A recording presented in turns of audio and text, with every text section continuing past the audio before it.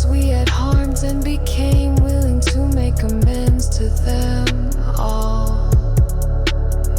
Luke 6:31. Do to others as you would have them do to you.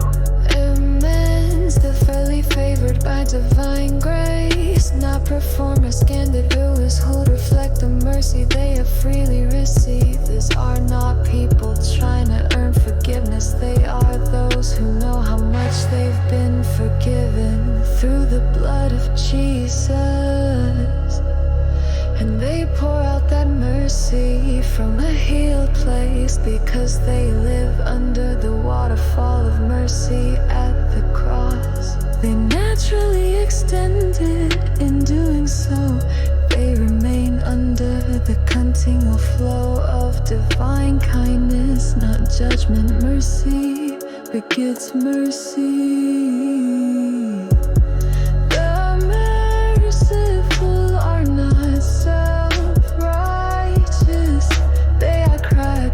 Conscious, they forgive because they are forgive me, and make amends not to be approved but because they already are.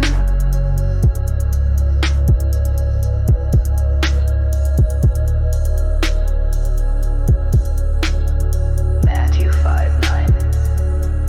Happy are the peacemakers, for they shall be called the children of God. Happy are the peacemakers. Fully satisfied, whole, and divinely favored are those who actively sow peace, not just keeping quiet, but stepping into broken places with the ministry of reconciliation. They are sons and daughters who know they've been reconciled to God through the finished work of the cross, and now they carry that same peace into relationships, conflicts, and wounds. They don't run from the mess, they bring heaven into it. Amends are not made from guilt, but from identity. You are a peacemaker because you are a child of the Most High, healed, whole, and called to restore others in the same grace that restored you.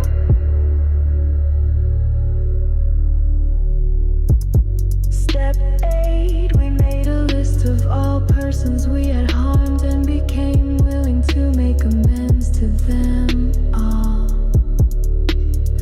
Luke 6:31. Do to others as you would have them do to you. Let the way you treat others flow from the deep truth of how you long to be treated, with understanding, gentleness, and grace.